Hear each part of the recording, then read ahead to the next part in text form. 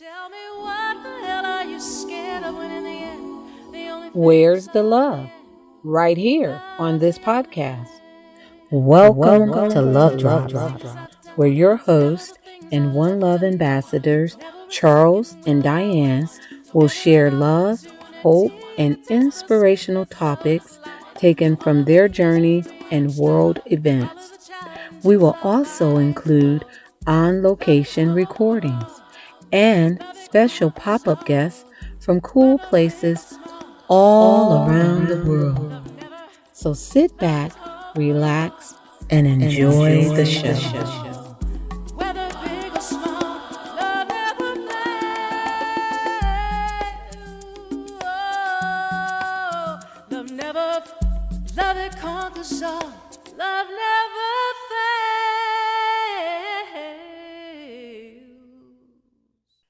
Welcome to another edition of Love Drops Podcast. We're celebrating 5 years podcasting. What an exciting adventure. What a big accomplishment. Yay! Charles and I are spreading love around the globe, one love drop at a time. And we are here in London, UK right now. My guest is in the States, back in Detroit, Michigan. As a matter of fact, it is my youngest sister, Carmen, and I am just so excited to bring her to the mic. So without further ado, Carmen, you have the mic. Hi, Diane. Thank you so much for that wonderful introduction. It's so good to be back on Love Drops podcast. Just to give you a little background, I'm a wife, a mom, and a grandma. I'm newly retired and I'm working on my first memoir. I'm also renewing my faith. I'm living out my purpose by being the best me I know how to be. And through that, I'm living into my power. Awesome, Carmen. So I think it's only fair that our listening audience know that Carmen is my baby sister. And I am so proud of her. I am so just inspired watching her live into her power, watching her build her empire and legacy. Because one thing you didn't mention is you're also currently building your own business. And so, yes, we don't want to leave anything out, not a thing. So, Carmen, tell us a little bit about this journey that you've been on because you're young. You know, we just celebrated a milestone birthday. I'll let you say the age. So, for most people, they're still working. So, yeah, let's talk about it. Let's talk about it, Diane.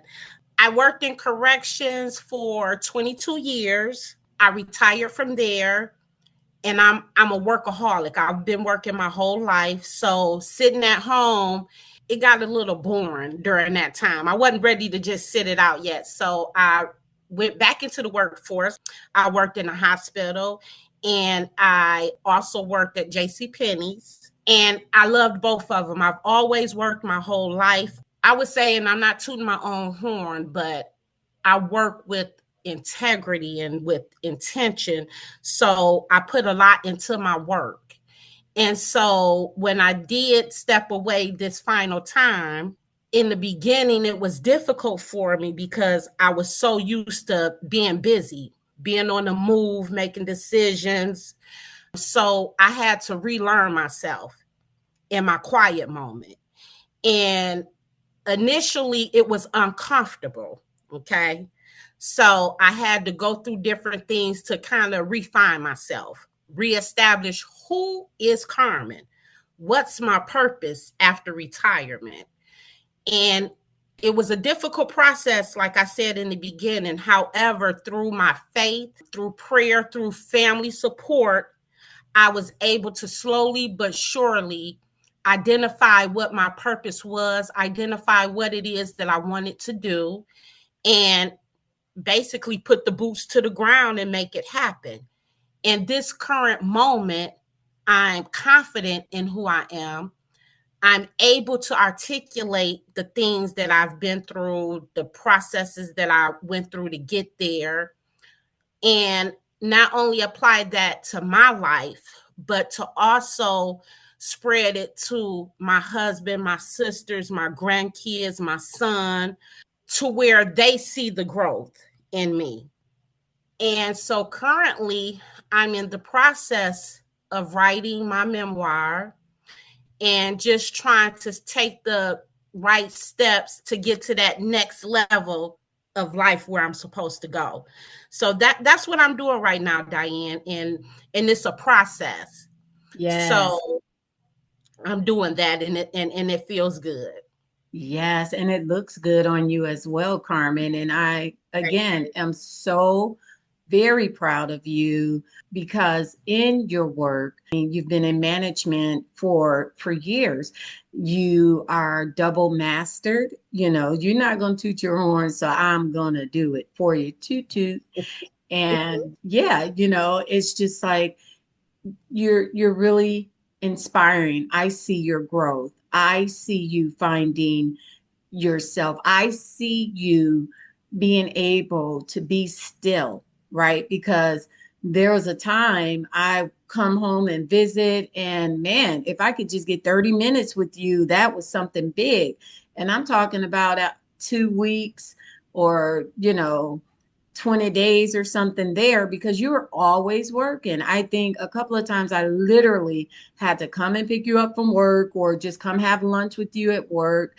So most recently, our visit, it was wonderful. We got to walk at the park. We got to go have lunch. We got to spend time, quality time. And it was just really a beautiful thing to see you in such a place of peace, right? So, why don't you share with our listeners some of the things that you did in that quiet time? Because being quiet is not easy. So, what are some of the things you did to just adjust to that be still season? Well, let me tell you, Diane, it wasn't easy. I'm going to say that first and foremost, because like you said, I'm not used to just being quiet. My thoughts was moving fast because I was moving fast. So when I got to the point to where I wasn't moving, it was hard trying to stop those thoughts from moving. So the first thing I had to do, Diane, was to go to God. I prayed, I meditated, and I asked God to give me clarity because I knew that I couldn't plan if I didn't have clear thoughts. I asked God to also give me peace because I wasn't at peace initially. And so once I did that, it didn't happen overnight, but as I intentionally sought out God, then I started to see it started to make a little more sense. Those thoughts started to slow down a little bit to whereas I was able to think clearly. And thinking clearly, then I can map out my plan of action. Okay, what exactly is it that you need to do? And so once I was able to kind of set the tone, I began to get more and more comfortable in being still. And that's when all the magic started to happen. That's where, again, like I said, I relearned myself. I knew myself in a fast pace. I never had the opportunity to learn myself in the slow pace because I was used to moving fast. So I relearned myself. I had to get comfortable with myself. And once that happened, it started to make sense. Yes. And when it started to make sense, I was so excited about it. I'm an emotional being. So initially, as I'm trying to explain, hey, this is what's going on, I got those thoughts got to moving fast. So in my articulation of it, it was like slow down, just so that the receiver can understand what it is. At first, I was like, okay, but that's me. But once it started to make sense in my head, I started to ask, hey, give me the ability to express myself in a way to whereas the listener can receive what it is that I'm trying to say, even in my passion about it.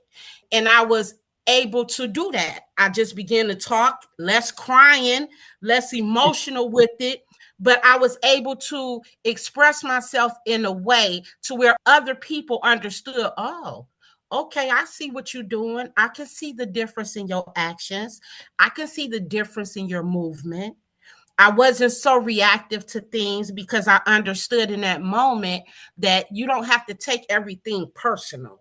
You Right. know, Right. you don't make assumptions either. That's the four principles. But it helped me be Yes. impeccable with your wording. And so once I started to kind of, understand, I had clear thoughts, I had a clear mind. So the information that I was retaining, I was able to understand it and apply it to my day-to-day life. And in doing that, it has brought me to a place of peace. I'm not 100% there. Like I said, steadily a process. It's a Mhm. continual process, but I understand it and I'm able to travel that road with understanding and the ability to apply it to move forward, to propel myself to where I need to be, what that next step is. Yeah. So that's me living in my power. Yes, that is amazing. And I love it. And I also love the synchronistic moment because when I got still many years ago, I too went into the Four Agreements by Don Miguel Ruiz. And those were so powerful. And the one that just really grabbed me and it still has me is don't take it personal because it's so hard sometimes not to take things personally, right? But once you can embody that, baby, let me tell you, you talk about power. You have some power, right? And so once you can get clear and have peace, you can get steady grounded, right? And you can keep your footing. So no matter what comes at you, it may sway you, it may even bend you deep, but you're going to bounce back. You're going to bounce back because Mhm. you're going to know how to reset. And that's why I truly believe that when we are getting into our power, we must first start with our peace and then clarity, because then we know which way we're going to go. Mhm. Because as our mother always say, if you don't know where you're going, any road to take you there. Now, it might not take you where you want to go, but it's going to take you there, right?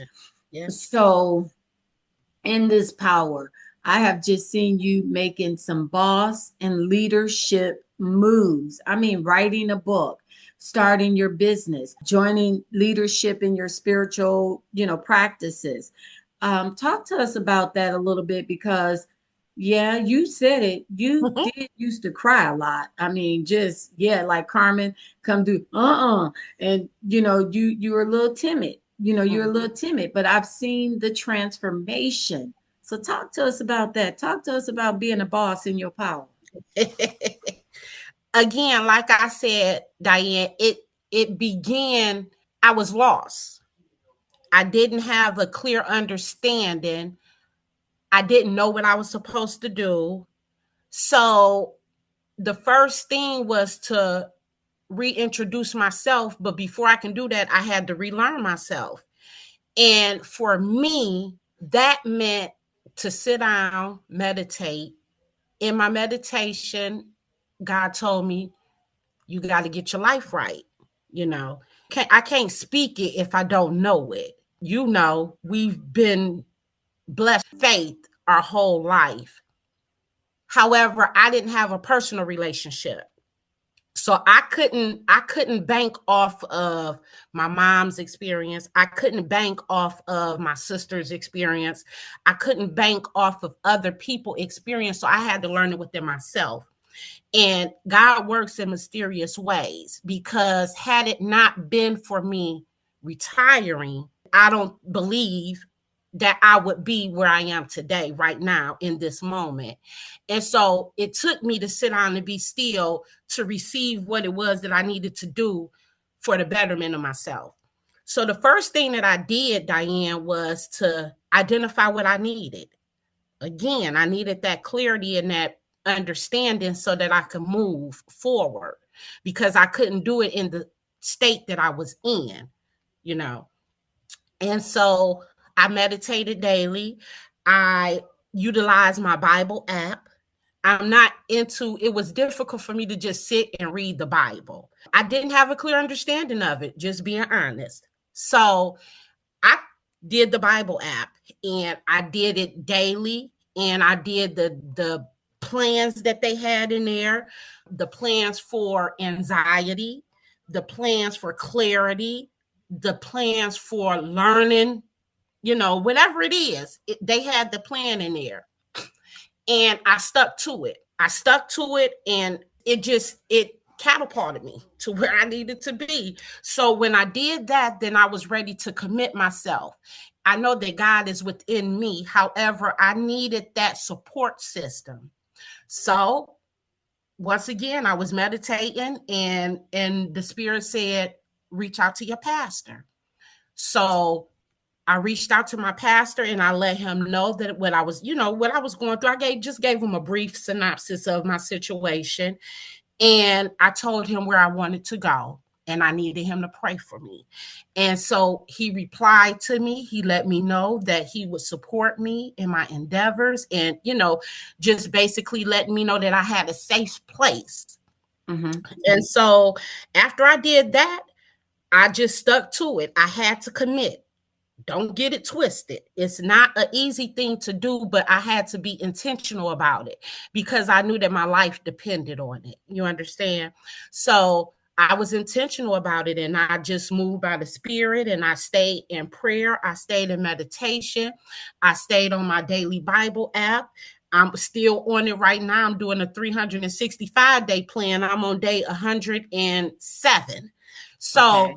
I'm just, I was purposeful. I was intentional about my growth. I was intentional about just growing closer to God. And in that prepared me to, it's like I felt like, okay, I can do anything. Once I went through 30 days, then I went through, now I'm working on my second year of it. Right. And I can feel the growth. It's not something that I have to wonder about. It's not something that I have to question anybody about. I became comfortable within myself. I learned to understand that, hey, God loved me for who I am. So I don't have to be fake around God. So if I don't have to move funny around God, then I don't have to move funny around anybody, because I come with love. I'm coming from a loving place and a sincere place. So that boosted up my confidence in my ability to be able to grow, to be able to speak my growth and not feel no type of way. And I led with love. And God positioned me to a place to right now where I'm able to give you speak with you about it in a meaningful way. And also my granddaughter, she's 14. She see the growth. You understand? So that makes a difference. My grandson, for Mother's Day, he wrote me a book filled with love, and he's 7. And so it says, if your grandma was a book, what type of book would she be?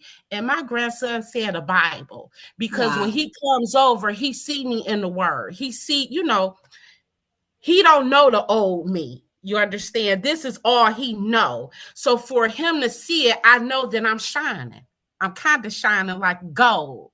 Yes. In the sense where I can still be myself and be who I am, but I'm coming from a whole different way. I'm confident, and I'm comfortable in who I am, and I'm comfortable in where I am in life. So I'm making boss moves, Diane.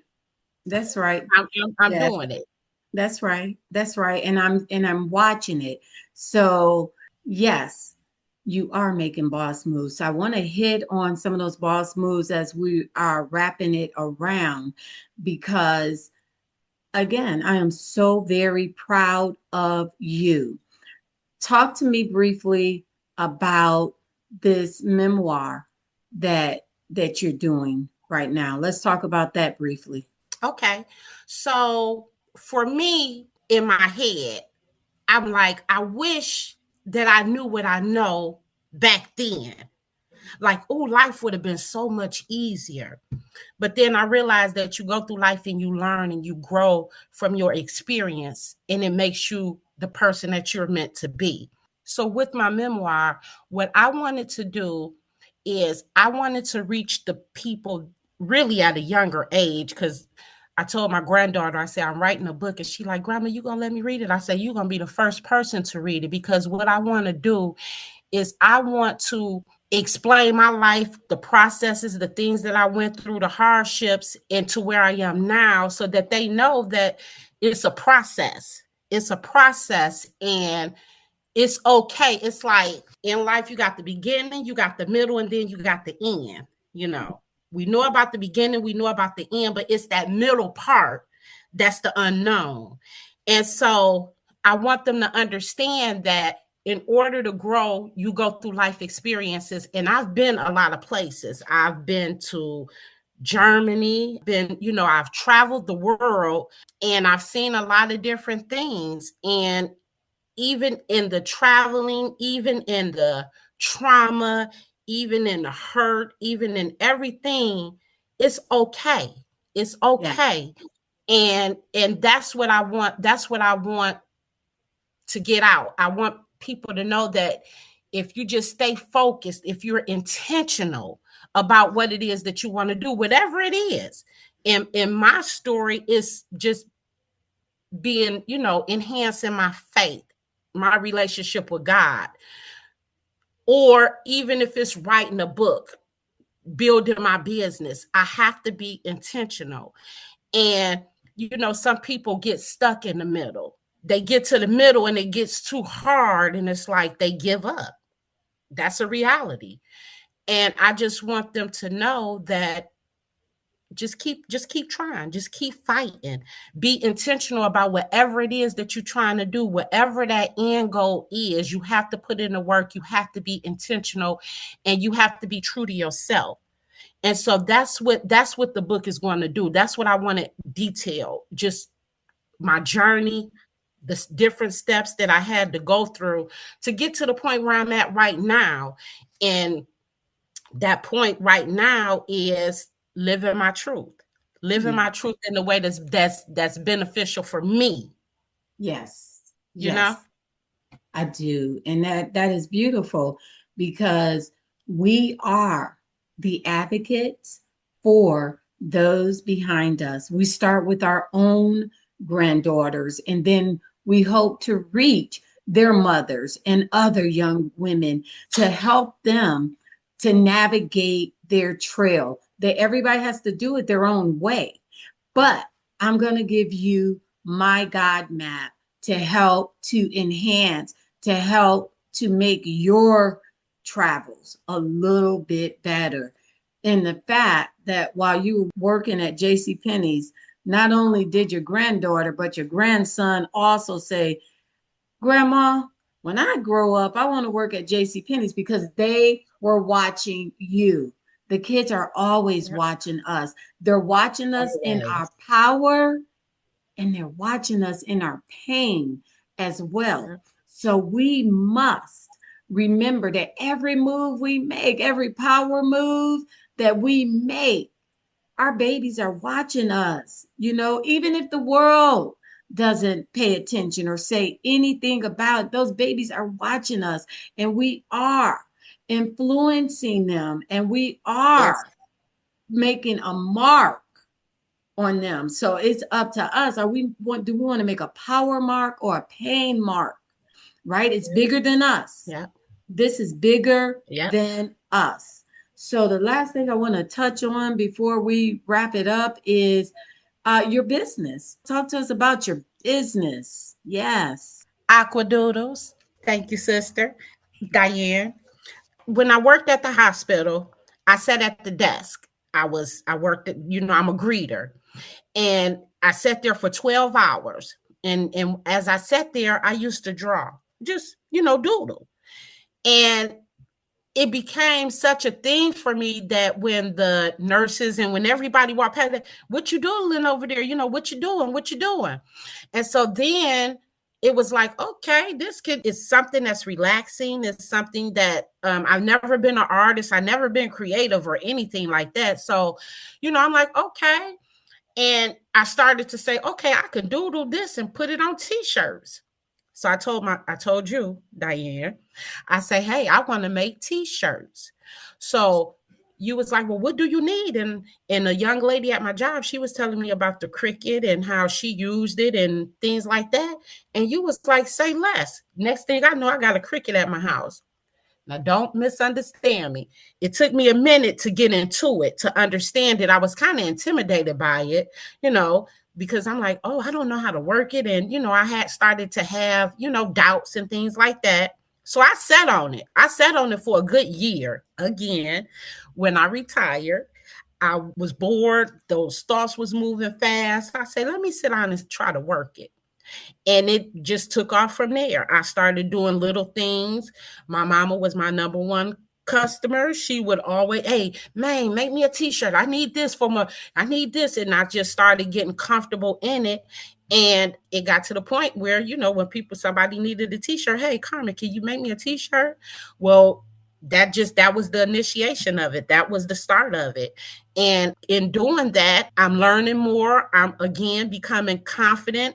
I've learned how to layer it to make different, to put the layers on top of each other. So I'm not just doing words.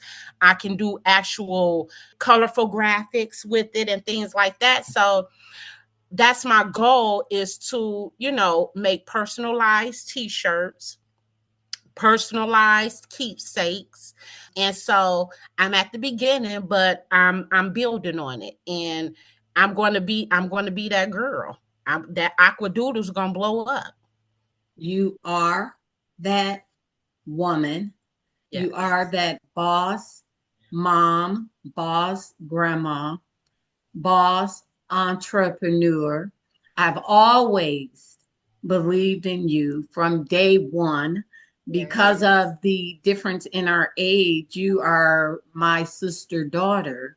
Mm-hmm. But the power that I seeded into you, you are now seeding into my daughter. It is continuous. It's a continuous thread, because it's not by accident that the same year's difference between me and you are the same year's difference between my daughter and you. So the very things that I've done for you, you are doing for her, and she's doing it, passing it on as well. So that power is definitely something that goes from generation to generation to generation. And as our mother always said, your gifts will make room for you. So I can tell you I believe in you, but I can show you that I believe in you as well. And we always have to put skin in it. So I thank you for the shout out for the Cricut, because yes, I did send it, but yes, you did pay back for it. So you did invest. I invested in you, but you invested in yourself, because you did, pay back for the Cricut. And I am watching you make your boss moves. I'm watching you in your power. So I have two things. The first is, what powerful message would you like to leave to our listeners? What is something, what is a power play that you want to leave with the listeners? A power play that I want to leave to the listeners is to trust yourself. Be intentional about anything that you want to do, any type of move that you want to make. Be intentional about it, because you have to put the work in. Nothing is going to just fall in your lap. You have to put the work in. Find something that you can relate to and move in confidence. move in confidence and just know that this too shall pass. Don't get stuck. Don't get stuck. And when you do get stuck, get you a shovel, dig it out, and replant yourself in some different soil so that you can grow. Don't get stuck and feel like there's nothing else, because it's always greater. It's always something greater for you. You just have to work hard for it, and you have to be intentional about what it is that you want to do. Yes, I love that, Carmen. Thank you. Thank you. So I know that right now you are currently in the building stages. I know that you have your website being designed right now. So, we talked about that. So is there a way that our listeners can reach out? Do you have maybe an email to share for now? And then we'll go back and add your website and other things to the narrative once that is built out. Thank you, Diane. I do have an email address, carmen.hollis@hotmail.com. I'm currently taking orders. As you stated, I'm in the process of building my website in addition to my different social media pages. I'm at the beginning of the process. So you VIP in knowing what my plan is, but any orders or, if you want to see pictures of any of the shirts or designs that I've done, they are available. I can send them out via email, but at this time, that's the only place where I can be reached at. Awesome. That is great. And if I can suggest, as your big sister, LinkedIn. So as your work come up, I would strongly suggest just posting it out there on LinkedIn, because that is definitely one of the platforms that I am on socially. And I have just made global connections via that platform. So that's somewhere to start as you are working through things. So yeah. And I will put that email address in the narrative. I want to thank you, Carmen, for joining us. I want to thank you for your time. I want you to keep shining and just keep leveling up in your power. Great things are happening, and there's great things ahead, young lady. So you just keep shining. Thank you. Thank you. And as we always say, thank you for joining Love Drop Podcast. Be sure to subscribe and share the page. We're 5 years streaming. That is a big deal. And if you'd like to support us, check us out on pathstotransformation.com and do that. Check out the links in the narrative. And until next time, we say one love. Never a second will I waste, never an opportunity to taste the sweetness of this life. Thank you for tuning in to the Love Drops podcast. Be sure to follow this podcast and share the love with everyone you know. Until next time, this is Charles and Diane signing off. One love. Love it conquers all, whether big or small. Love